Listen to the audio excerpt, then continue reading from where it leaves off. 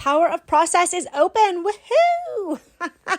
Honestly, wow. Guys, I'm really excited. If you're a designer or a decorator or stager or industry professional and you are feeling time-strapped, exhausted from running from project to project, you know there has to be a better way, then this course is for you. Power of Process is my signature course that is literally the only one of its kind that teaches design professionals how to implement a step-by-step process that's unique to you in your business. You will leave this course feeling inspired, motivated, and a lot more professional. Take it from me, this is a game-changing course. The doors are now open. Enrollment closes April the 7th. That's when our doors close and we welcome in all of our new members. I really hope to see you guys inside the course. Go check it out at RebeccaHay.com/power of process. We got this. Hey, it's Rebecca, and you are listening to Resilient by Design 100th freaking episode! Can you believe it? I remember, I wanted to start a podcast for a really long time and had a few failed attempts, finally got this one off the ground, and I remember in those early stages watching a video, or I don't know if it was a video or a podcast that Gary V did. If you don't know who he is, Gary Vaynerchuk, he's this big media mogul guy. But anyways, and he had said to someone who wanted to start a podcast and said, "Hey Gary, will you be on my podcast?" And Gary said, "Sure, man. Call me once you've reached 100 episodes." So to me, 100 episodes, if that's the Gary V benchmark for a successful podcast, yes, I made it. Holy moly, guys. Today's going to be really fun. I am really excited to share the most listened to podcasts of all time since I started this podcast in the deep depths of the pandemic in 2020. And we're going to pull some of the best moments from your favorite episodes in this one today. Woo! So grab a cup of tea, glass of wine, whatever your drink of choice is, and curl up and listen to some of the best moments so far of Resilient by Design. All right. I'm Rebecca Hay, and I've built a successful interior design business by trial and error, podcasts, online courses, and so many freaking books. Over the last decade, I've grown from an insecure student to having false starts to careers, and now I'm finally in the place where I want to be.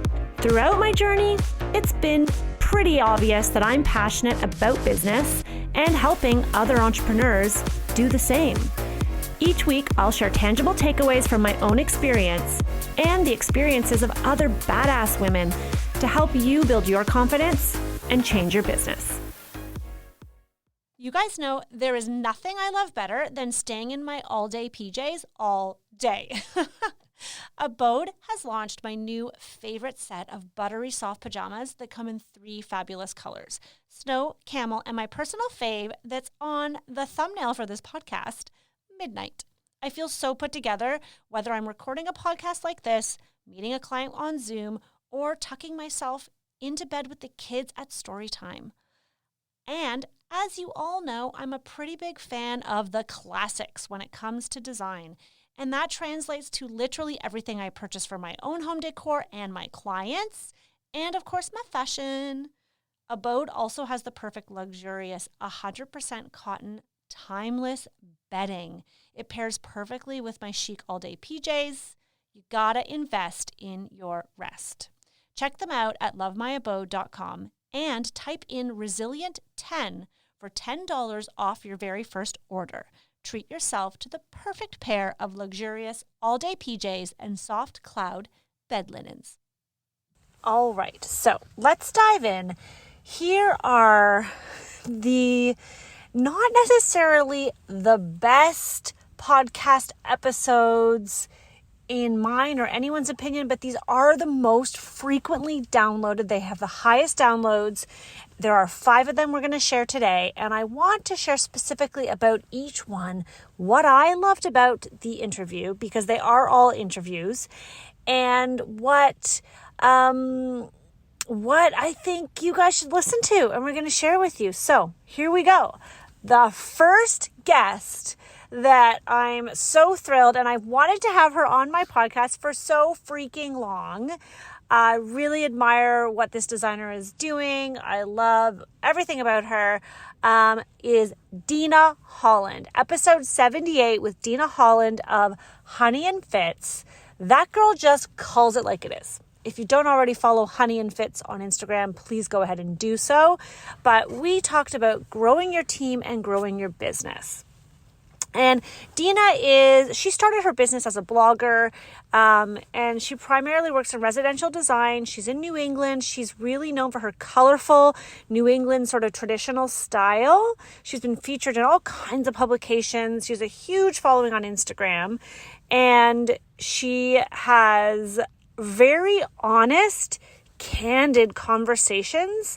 And I love this episode because in this episode, and I think this is why it resonates. Well, I think that Dina's episode resonates for two reasons. One, because she's just so call it like it is.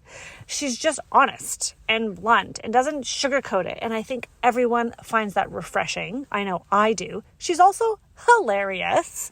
But the second reason is that she talks about growing a team and her real and honest struggles with team building, and about her team building journey and how she ran her business before and how she runs it now. She talks about how she went through the transition from a solo designer, which many of us start that way, focusing primarily on the nitty-gritty of the design, to now a more business owner mentality, where she's focusing on managing people, right? Spending more time working on her business instead of in it. And she talks about how difficult but necessary the transition can be, and how as a business owner, you have to reassess where you add most value and provide a unique skill set. Her nugget of wisdom, such a good one, but educate yourself as quickly as you can about what things actually cost. Don't assume you know what a client thinks something should cost. It's for the client to decide how much they want to spend on something, not you. Oh, such a good nugget. It is so, so true. There's no shame in saying, right, I tried it, but it didn't work. The point is that you try it, right? And that is Dina's message. Try it. If it doesn't work, try something else. This episode, you guys, if you haven't listened to it already, go back and listen to it in full. But here's a moment from this episode that I really, really love. Interested in pursuing other like revenue streams into the business, right? Because whether you bill hourly, whether you bill flat rate, whatever it is, it doesn't matter. You are one person. You are constrained by just the number of hours in the day. So, there's a few different levers you can pull, I guess, to make more money. You can raise your rates, all of that. But I thought, okay, well, I've got a bit of a following here on Instagram. And I just had this revelation one day that no matter how big I ever grew that Instagram following, what % of those people were ever going to hire me to do what my primary business is?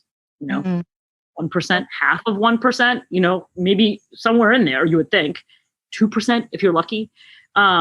So how do I monetize the other 98% of these people that are following me and have expressed via their follow an interest in what I'm doing and interest in what I'm creating, but don't have the opportunity to actually, hire me in this traditional capacity. So I thought about a few things there. I thought about like, okay, well, could I do, sort of printable, like worksheet, tear sheet kind of things that I could sell in a package for homeowners, paint colors, measurement guide.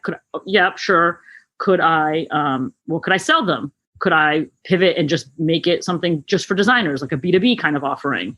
And ultimately I landed on, I was getting so many DMs every day. Anytime I post a project, where's this from? Where's that from? Where can I get this? And it gets exhausting, right? To tell people like, you can get it through me, or, hey, it's to the trade only, but I can help you, whatever. And I was selling things to people that way on a one-off basis, very much just like a lot of things. And it got to the point where I was like, I can't do this. I can't just be in my DMs every day trying to keep, and anybody who has, your DMs are a disaster. It's like, who am I talking to? Flag. I can't find, Yeah. Who said I can't search them? It's a mess. Exactly. Yeah, exactly. So it started off the idea just being, I will feature things that I've used in projects. So, and it still is very much that way. It's just, it's never going to be like Wayfair overstock. It's always going to be a hyper curated version of e-commerce that is specific to projects, brand, the things that I've seen that I want to use, things that I have used. It's always going to be that. I will say it very quickly became, it's a bit of a like labor of love. It is a completely different business model. And I think that there's a lot of these micro e-commerce sites popping up. I've seen a lot more designers sort of pursuing that, and I think it's great. I think that everybody, your unique value proposition is, whether you like it or not, tied into who you are as a person. So being real on Instagram, being however you want to put yourself out there to the world, that is your uniqueness, right? So like, when we get into these, I think we get into these like headspaces of like, oh, well, like she's also in my service area, and so she's my competition or whatever. It's like, yeah, sure, you offer the same things, but you're different people. And this is such a personal business. Like, you're in someone's life for the better part of a year. Mm-hmm. And I always tell clients this when I meet them for the first time: we need to like each other, because this is going to be rough if we don't like each other, Okay. Another top downloaded, listened to episode is my one with Karen Bennett. This was one of the very top episodes. Karen is another designer who really is open to sharing the real ins and outs. And I love when I have a guest like this, because their transparency and their authenticity is what we are all craving in a world where everyone is very closed off and they only choose the little nuggets that they want to share. And they care so much about how other people perceive them. Karen is not like that. And I love that about Karen. This is episode 71. And she talks about focusing on your strengths and taking back control of your business. You guys know that I talk a lot about understanding and identifying what your strengths are. That's a whole part of my Power of Process course. But in this episode, it's really extra special because she's also a Toronto designer, just like me. She also worked in the Property Brothers on HGTV, just like me. So she and I share a little bit in common. We talk about her transition from being a massage therapist and how she switched gears into the interior design industry. I know, isn't that crazy? Massage therapy, design. They seem totally unrelated. And she's such a go-getter. She really does take opportunities as they arise, right? When she got the opportunity to work on the Property Brothers, she's like, sure, why not? And she really used it and leveraged it to grow her business. She talks a lot about her time in television in this episode and her main takeaways, positive and negative, and what she has applied from those experiences to her business. But she also talks about process and how she prices her services, which I, of course, love because it is so honest. And I love that she, especially in this little snippet here, is so open to sharing with all of you. So, oh yeah, wait, and I want to share the nugget because I want to make sure I'm sharing everyone's nugget. The nuggets of wisdom at the end are always the best. I love it. So her nugget was, at the end of the episode, go with your gut and develop a good process. Don't think you have to charge the minimum amount because you're starting out. I think that's really good advice for anyone who's just started their business. You want to make sure that you value what you're worth and charge what other people in your industry are charging for your services. Okay, here is one of the best moments from my episode with Karen Bennett. Then, I just feel like you're going to learn from being transparent. I don't know. I never think that you're showing too many of your cards. I just don't. I think that there should be like an understanding in the industry. And then when you have that one interior designer who's actually really good and charging really little, it kind of undermines everybody else too. Totally. So how do you charge, Ms. Transparent? Like, how do you? Yeah. So is your flat fee for everything, or is your flat fee just for design and then a separate project management? Like, how do you structure your fees? Yeah. So this is all, again, trial and error. Plus I love Kimberly Seldon and Business of Design, all that stuff. So it's also that, and then it's I have lots of really good friends in the interior design industry. So talking to them. So I do flat fee now. It's just a flat fee for the whole project. I base it on an hourly rate. And I know how long things take me. So I'm actually really good. I'm not good at a lot of things, but I'm really good at calculating the time it takes me. So I have 3 designers that work with me and myself. So everyone, we all know what our hours are on each project. We might have 5 or 6 projects going at the same time, but at the end of each project, I know how long everything takes us. And I also know how long each process takes us. And then I go back to the price I quoted and see if I did well each time. And so the next time, you know how to accurately charge. That's right. Yeah. So like, just for instance, just 2 jobs that I quoted on about a month ago. People are funny when you quote a job. They never just email you to say you didn't get the job. You just don't hear from them again. Totally. Yes. Thank you. It's not just me. I'm like, they just ghost you. It's not like, oh, thank you. Yeah, they just ghost you. In the time, like we've decided to go the route. That's fine. I won't take it personally, but don't disappear. Never. No. Yeah. So 2 I quoted, it was a big both were big projects. My number was high and I didn't hear from them. And you know what? I'm okay. I'm totally okay with it. Do I wish I got the jobs? Totally. But I don't know who they went with. It doesn't even matter, but I stick by my price because I'm not going to lose. I know what my profit margin I want it to be. I know how long things take. So if someone's hourly rate, if they're basing their quote on a lesser hourly rate, well, I stand by my hourly rate. I know when my value is there and I know how long things take. Because I do it on every single project. I'm very clear on how long things take. I think that's a really great point because it's not something that I'm good at. I do not like talking about money. I don't like talking about money. Do not like talking about money, but I see the value of flat rate. So we do flat rate too, because then I get talking about money over with at the beginning. So for me, it works because I have the awkward conversation and then I no longer am having this back and forth where I have to justify my hours, where I'm chasing a client for money, like we collect our fees up front. So that has helped me because I know a lot of designers listening are probably like, well, good for Karen because she likes to talk about money. But most designers, I would say, do not feel comfortable talking about money. I don't know what it is.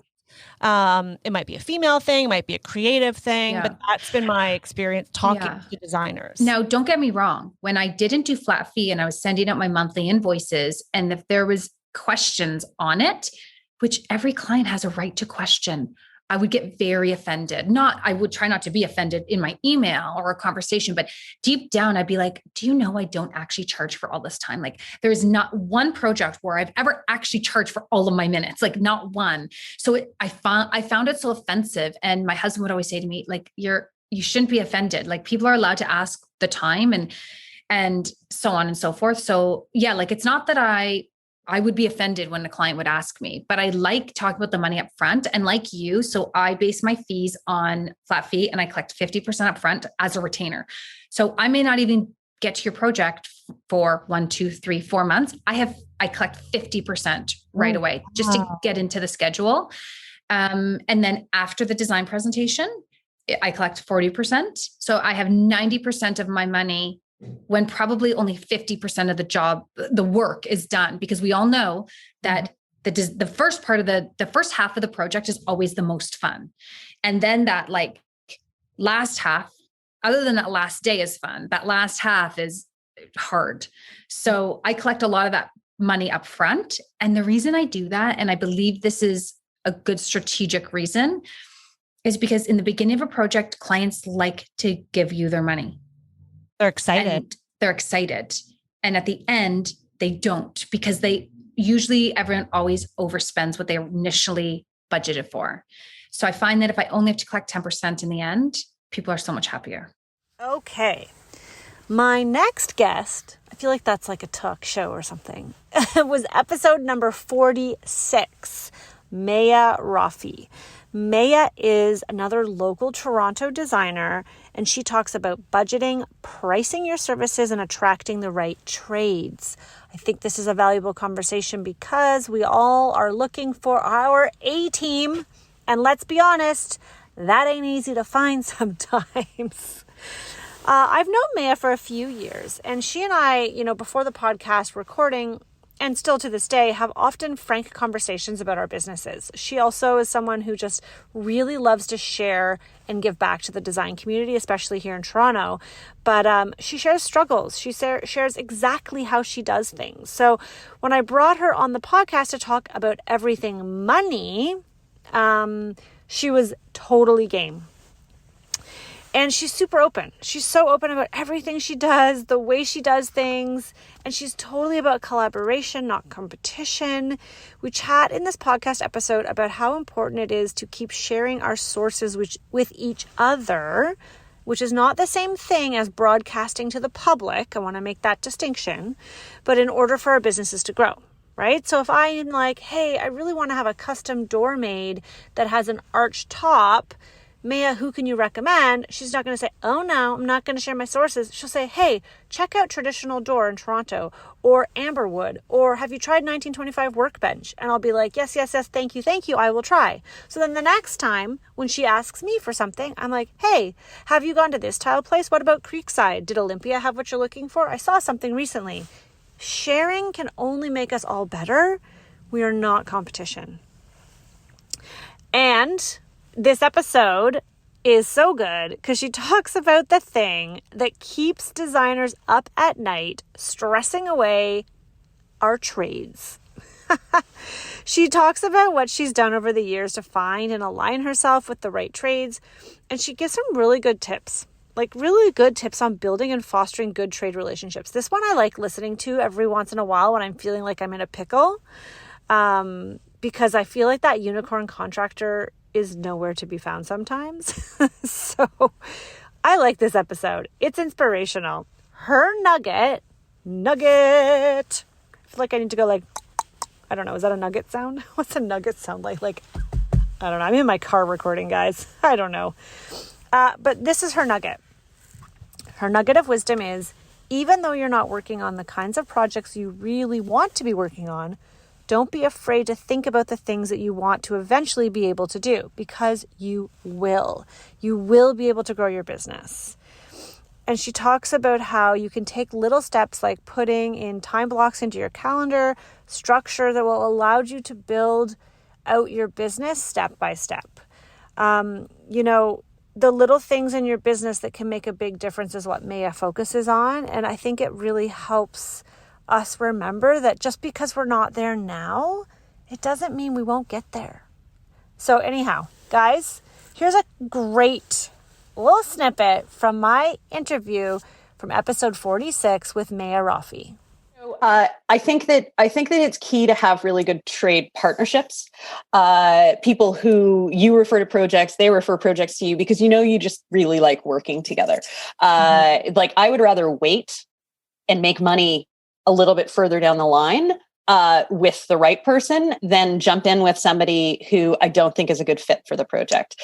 And I think there is a degree to which you have to trust your gut when you're meeting a contractor, where you're just like, I don't know that this person is going to be the world's greatest collaborator. And I've literally said to clients, I'm going to be honest. I don't get the vibe that this person loves working with designers. And there are contractors who are totally ready and love working with designers because they don't want to be the person who's in charge of making an aesthetic choice and then having the client be like, why? I will wear that choice any day of the week. But I need to be working with contractors who are ready to, stay up to date. They're the ones who are responsible for getting trades to site, making sure things are done on time. The schedule is theirs. Their responsibility is to let me know if there's product we're ordering, how soon they're going to need it so that we can get it to them. I mean, during COVID with all the lead time nightmares, that has become a whole other thing. Like, I'll try. But yeah. Yeah, I got you. It's the trick is, and I know a lot of designers because, like in our Facebook group with my coaching students, it's a continual complaint or frustration point, pain point. That how do you find the contractors that are the right ones to align yourself with? I mean, I've been doing this for over a decade, and I still have I have contractors that I work with, but I couldn't tell you that there's like one contractor or one firm that I'm like, yep, beautiful, easy to work with every time. I still haven't found that. And I've worked with lots of projects and with lots of contractors. It's not easy to find. And that's a frustrating part. And they're in high demand. And they're in high demand, especially right now, at least in Toronto. There's a booming construction industry, remodeling, like new builds. But it makes me as a designer not want to oversee that implementation. Like that's how difficult it can be. So do you, like when I, pre-COVID, so many things were pre-COVID, but I had like a spreadsheet of people who I was busy setting up networking meetings with.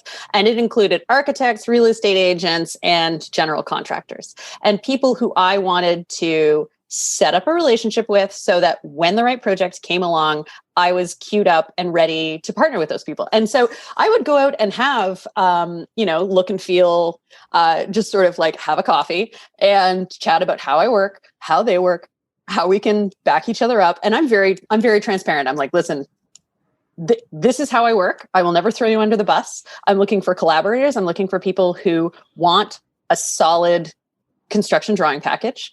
I'm looking for people who will flag things where they don't know what's supposed to happen and need more clarification. I try to be as available to, I am so much more available to my trades than I am to my clients. I have a no texting policy with my clients. It's in our sort of preliminary intake docs. And, but I do not have that with my contractors because I know that they're not going to text me at 4 a.m. because they're worried about how they feel about the wallpaper. But they're going to text me at 7:30 in the morning saying that Tyler's coming and he mentioned he's got a couple of questions. I can keep him busy for this many hours. Do you have time today to either come by site or have like a video call and just chat through a couple of details with us? Mm. And I always want people to ask me for that. And I will always make myself available so that things can keep moving smoothly on site and that we all come out smelling like roses. Totally. Yeah, totally. That's such a good point. I mean, it's all about setting that expectation early on and getting on the same page. I love that you were doing that networking thing. That's brilliant. I mean, probably people could still do that. It would just be more virtual right now. It's more virtual. Yeah. But it's good to sort of like, I talk people through a process. I show them projects and like how I go from concept to design development. Like I give them a presentation the same way I do any kind of like incoming client or potential client. I take my contractors or my potential contractors through that whole same sales pitch about like, come work with me. I am here to create solid partnerships, and that has paid off. It's not a long list. It's like I can count on one hand the people who I am ready to partner with on pretty much any project that they want to partner with me on. In episode number 87 of the podcast, I interview Mia Perez of Mia Perez Design. And she talks about learning how to run your business so that you can have and generate a passive income stream.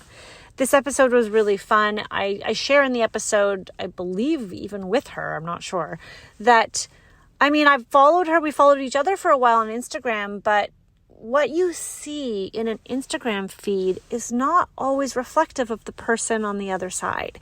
And so I always had a different impression about Mia. I didn't know that she was going to be quite so forthcoming and open to sharing and collaborating with the design world.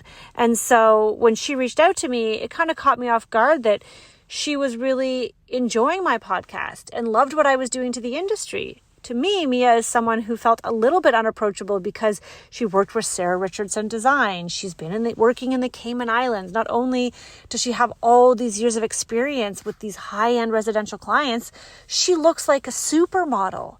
And to be quite honest, when people look like a supermodel, sometimes they feel a little less approachable. They're just so perfect. But Mia is so, honestly, just so genuine and so lovely to chat with. And I love that in this episode, Mia is so generous with her knowledge, especially when she talked about her entrepreneurial journey, right? Like she had her own TV show on HGTV. I forgot to mention that part, right? And how she went from there to working for Sarah Richardson Design to then being in the Cayman Islands to now, having her own design business back in Canada where it's really across state lines, country lines. She's designing everywhere. But she also has product line. And they are actually, after this episode, Mia became my very first paid sponsor of the podcast, which is really exciting. It's a milestone I'll never forget. The PJs that I'm wearing on the cover of the thumbnail, if you're listening to this in real time, the thumbnail right now is me in my midnight abode loungewear. They're called All Day PJs. And if you've known me for a while, you know I love my jammies. The first thumbnail of the podcast was my Kate Spade pink flannel polka dot jammies that my friend Tiffany gave me. But now it's this more sleek and like crazy comfortable. Like, I'm not even kidding you. Like, insanely comfortable all day PJs. I have a code. If you go to lovemyabode.com and you type in resilient10, you get $10 off your first purchase. So I'll just throw that in there. But I love it. I love collaborating. I love that people are growing and changing. And Mia's episode, she talks about accountability, having an accountability partner in your business, and how you can find that in a business coach or a friend group. But one tidbit that really stuck with me about our conversation was Mia's take on teamwork.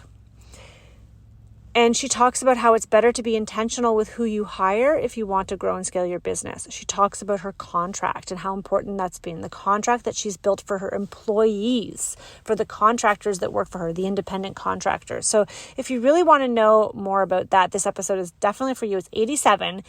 But here's one of the moments in this podcast that I really thoroughly enjoyed.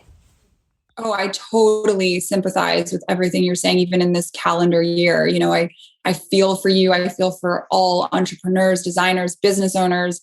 And now is when we need each other more than ever. Like, I think we need to talk about these challenges we're facing and new issues. I mean, cough, cough, like timelines and deliveries and like, you know, various other things that are just like staples now in our industry. And, you know, voicing that as the new normal, I think is important. And also, like you said, like taking one step forward, I think sometimes it's almost like 20 steps backwards. Like, oh, it sometimes can feel, yeah, it's like actually starting over. I know, it's so dramatic, but it feels that way sometimes. It feels like, oh my God, I feel like everything was for naught. Yeah, exactly. And then I'm always like, okay, so we're facing something, like maybe you had a bad day, but the next day is like a new opportunity to start over and, you know, come up with a solution. And I don't always think I have the best solution or the only solution. And I love input from others. And I think what I've gained as in terms of like insight the last couple of years is like professionals. You know, we did reach out through our accountant to another designer. We did sort of adopt a Kimberly Seldon contract. We had a team of lawyers look it over, rejig it. And we invested in our business and our company in order to protect us and our clients and our employees. And, you know, it kind of started originally when I was interviewing a couple of girls to work with me was, you know, what did they want to gain out of working for another designer? Like, what are their goals and what can we like almost put down on paper as like, let's be very clear about what you're hoping to gain from this process. And I think the same thing applies, you know, with our clients, with our interactions with vendors, contractors.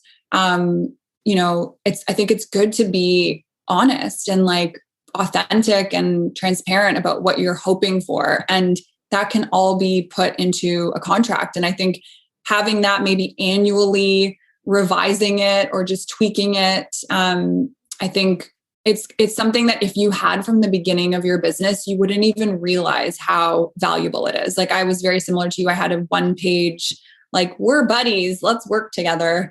But also like, here's how we operate. We share X in discounts. We charge X amount and, you know, here's what to expect for a full renovation. And here's what to expect for a furniture package. But that was it. Like no other, you know, details. And I think now protecting liability, you know, I wish it was something that they taught us in design school or taught us in high school. If that was like a business or if you wanted to become an entrepreneur, like teach us how to do our taxes, teach us how to write a contract and then have a lawyer look at it. Like how great would that be?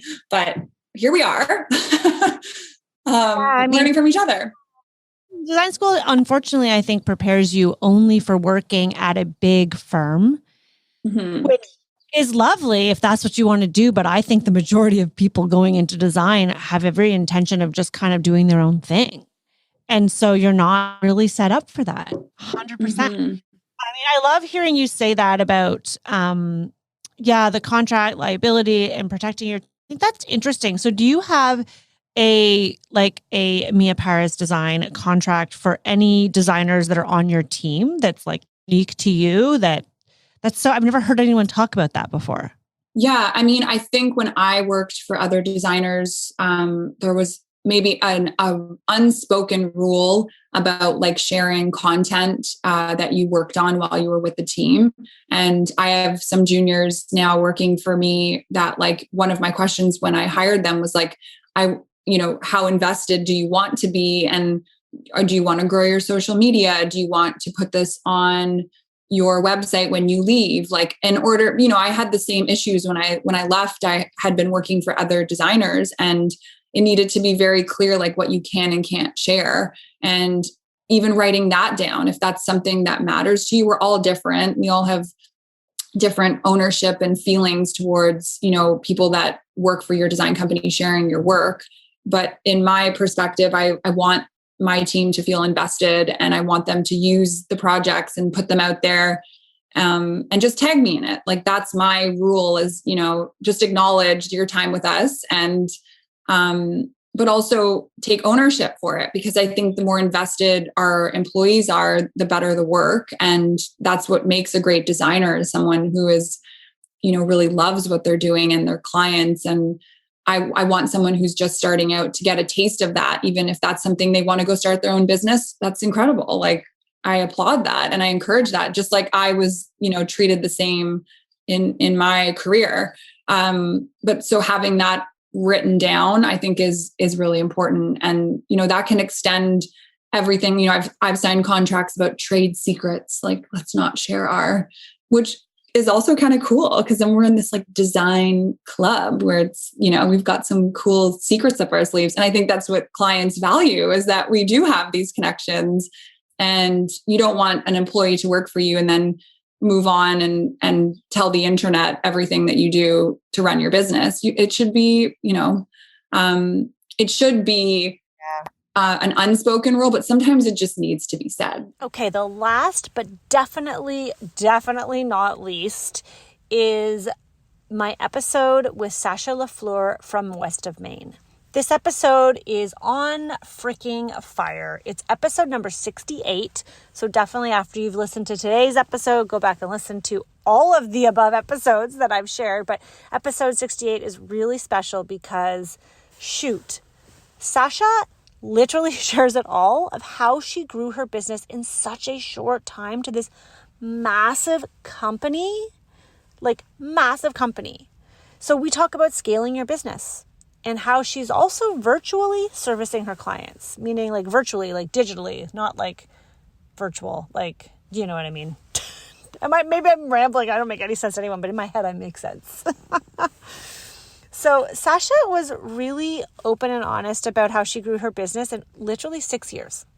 Like, I've been in business for 8 years. Her business is way bigger than my business. What? I love it. I felt like I learned so much in this episode. She goes into detail about her background, her journey, and how she did it in such a short amount of time by investing in her people. She talks about growing her business and how it was like taking a leap of faith in people, investing in them, because it's 10 times harder to do it all yourself. So many of us, oh my gosh, myself included, for so long, try to wear so many hats. We think we can't afford it. We don't see the value in paying top dollar or medium dollar or any dollars for that matter to somebody else. But I love when she talks, and one of my big takeaways from this episode is when she talks about investing in her marketing. So many of you know that I'm a little bit obsessed with marketing. I just love it. I think messaging and all of that is so important in your business. And so I loved hearing that was where she really invested in her people early on. And she has a marketing department. And I love that she also reminds us, you look at these big influencers, design firms on the gram, and you think, wow, like, look at everything they're doing. Like, how come I can't do it? And you try to hustle to match what they're doing, when in reality, they have a team of 5 people helping them, whether they're independent contractors, employees, freelancers. And so she reminds us not to compare ourselves with someone who is really investing in something like marketing in the sense of hiring people to do this work when you're just doing it on your own. I really enjoyed that. It also kind of gave me permission to take a leap of faith a little bit, invest in the people that I want to have in my firm so that at the future date, when those bigger projects do come, I'm ready to go. So Sasha, if you're listening, you heard it here first. I'm invested in my people, girl, holding my breath, hoping that it all pays off. She also talks about how she's doing these really cool, what are they, virtual consultations through, what is it called? Oh my God, I can't remember. I just lost it. I can't remember. Look at that, guys. I'm the worst host. Oh my God, through the designer. What is it called? The thing, it's going to haunt me. You guys can all give me a hard time in the Facebook group because I can't remember it. Shoot. What is it called? There's the 1 second. Okay, I had to pause and look for it. It's called The Expert. Jeepers creepers. I was like, is it the designer? The Expert. She's doing consultations through there. Guys, I also just went back and checked her Instagram. She has like 96,000 followers. No big deal, you know.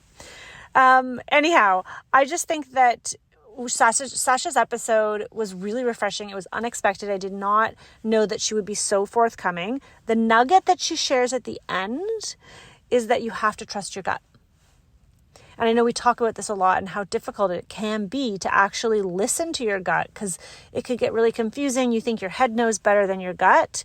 But she said you have to trust your gut, especially in what you're creating, because you're creating what you're creating for your clients. They've hired you as that professional, right? And sometimes, maybe even if you're in a supporting role, maybe you're not the owner of the company. You have to trust your gut in what you're presenting when you present it to your boss or to your partner or your team, because that's how you're going to keep pushing the needle forward. If you second guess and pull back on your design decisions, you're not going to be pushing the boundaries, right?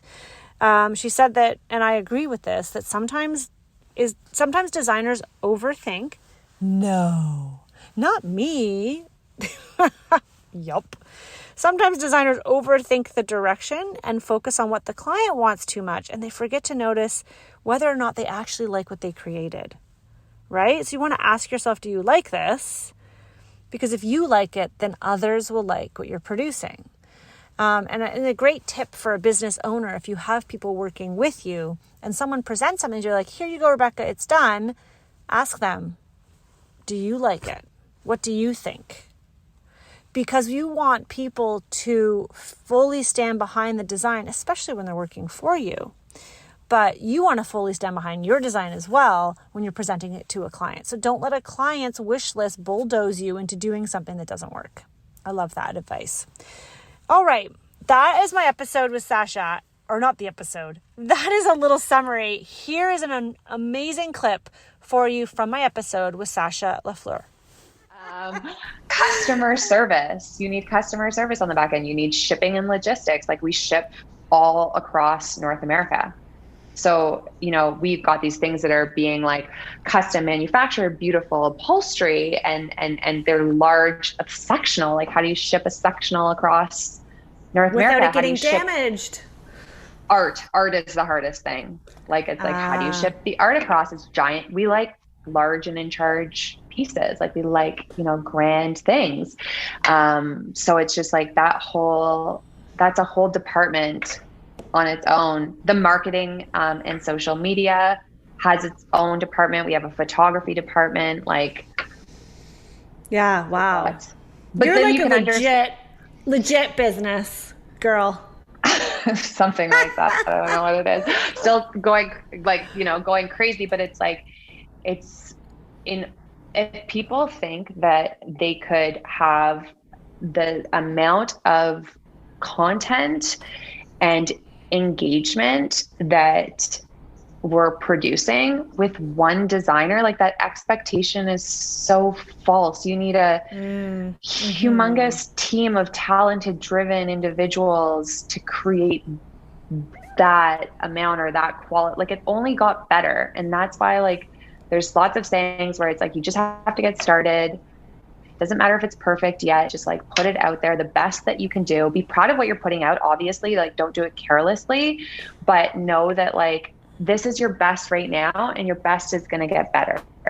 I think that's a really great message. And I think it's to hear that there are so many like people behind, I'm like doing puppet strings, but they're not puppets. I realize that's not the best analogy, but like there are so many people working behind the scenes that's created this force that is west of Maine. So for a designer who's a solo and has like an assistant part-time to compare themselves to where you're at, like they need to stop. We all need to stop. Like we all do it, right? But you have to recognize that, and it's not that you can't get there. Anyone can get there, right? But you're right, you have to start and recognize that, well, Rome's not built in a day, maybe 6 years, but in your end, but it's, I don't know. You've got a whole team. You've got like a whole team working on that. Like you've full-time invested on someone to do work on social media. Like that's an important message for other people to hear. It's so important. Yeah. Wow, girl. Multiple people. It's not just one. There's a department. That's why it's like we're all like people that are like, I think, driven and, you know, passionate about what they're doing. We're all like really self-critical and just need to be like, I don't know, I've been working on this for years, but like kinder to ourselves in the journey and like celebrate the milestones, because we're always on to the next thing. When you win an award for a project or something, like that project has been completed over a year ago. So you're on to the next thing. And it's like to try and, I was talking to one of our team members about this before, but it's like trying to remember the feeling of when you were in that moment of excitement about the possibility of like being recognized for this project or, you know, getting a certain magazine or blah, blah, blah, like trying to remember what it would have felt like in that moment of excitement. Cause you often will like say you don't need it, you know, or at least this is my experience, is like I kind of say like, well, it probably won't happen.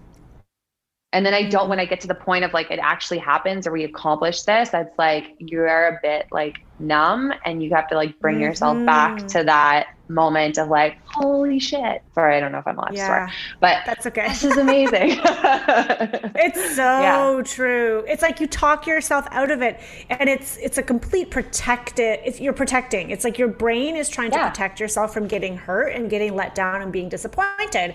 And so sometimes our brain does such a good job of that then we can't even celebrate it when it's come, because we're in such denial that the thing's happening. And we're like, well, it doesn't matter if it happens. You don't want to get too invested in the outcome. And it's like, oh my God, I won the award I wanted. But now like that project finished a year ago. I wanted it back then. Yay, that's really great. Yay. Or I made the cover of the magazine. Like, woohoo. Okay. Yeah. What? And then you're staring at the magazine. You're like, it doesn't feel the way I expected it to feel. And part of that is just there's that growth, right? You're growing and you realize sometimes like, okay, you're always, as an entrepreneur, I think, on to the next thing, celebrating those little wins and allowing yourself to have that vulnerability to get excited and to, totally. Otherwise, what's the point? Like if you don't enjoy the journey, like you're just going to be like, you know, stressed or like whatever. It's like, no, you need to like take the moments, enjoy, celebrate with your team, fill the reserve with good vibes. Do you do like special like events with your team? Do you guys do like fun things?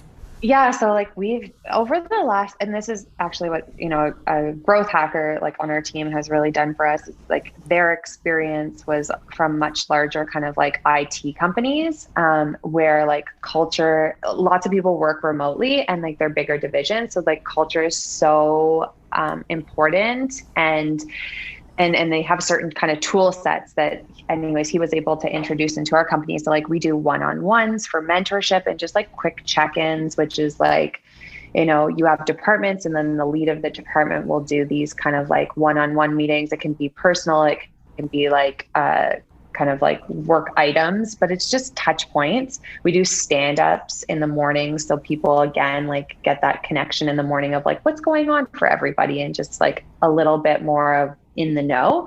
And then we do town halls at like on a bi-weekly of like, here's what's going on in each department. Each department lead presents like, you know, fun things or just like even like for the design firm, we'll show like the 3Ds of the projects that are going on. And that's really fun for like the marketing or like the shipping and logistics or, you know, the customer service to like see what they're working on and why like they're so busy on their day to day, or like, you know, everybody in here, whether they're in a more supportive role or not, like everybody's passionate about design. That's like kind of a number one that we look for, because it's the topic of the company, right? So it's nice to share all these like positive, exciting things. And then we do culture nights, which, I mean, the other day we did it on like skincare, because all of the like girls here were really like, we're like into skincare and wanting to know what everybody's doing.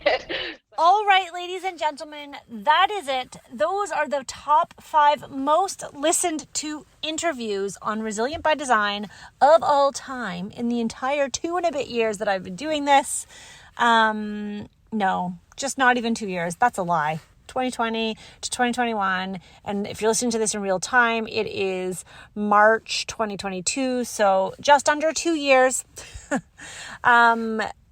And I hope you enjoyed them. I hope you go back and listen to those episodes.